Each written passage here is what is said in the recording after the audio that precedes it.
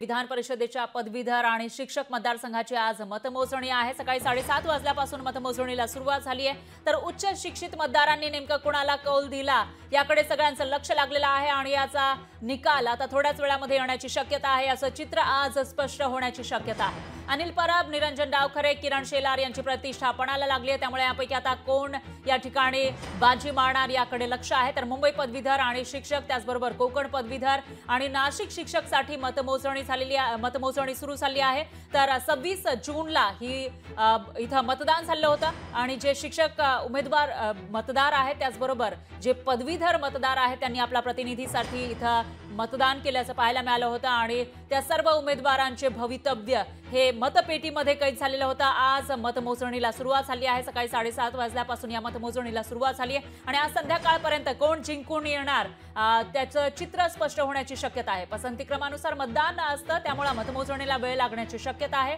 तर ग्राफिक्सच्या माध्यमातून आपण बघूयात याविषयीची अधिक माहिती। तर कोण कोण निवडणुकीच्या रिंगणामध्ये होतं ते आपण बघू शकतो। नाशिक शिक्षक मतदारसंघाचे किशोर दराडे, त्याचबरोबर महेंद्र भावसार, संदीप गुळवे, विवेक कोल्हे अशी ही चौरंगी लढत या ठिकाणी झालेली आहे। 26 जूनला या सर्वांचं भवितव्य मतपेटीमध्ये कैद झालेलं आहे आणि आज कोण इथला आमदार होणार शिक्षक पदवीधरचा ते ठरणार आहे, त्याचा निकाल येणार आहे संध्याकाळपर्यंत।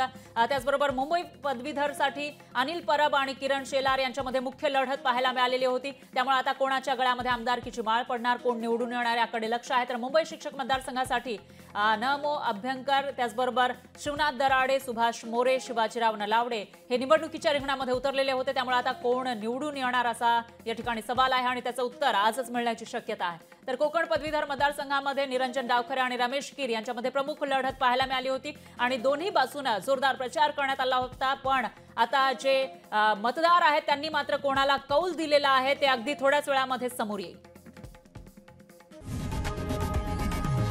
लोकशाही मराठी ऐका, पहा, जागरूक रहा।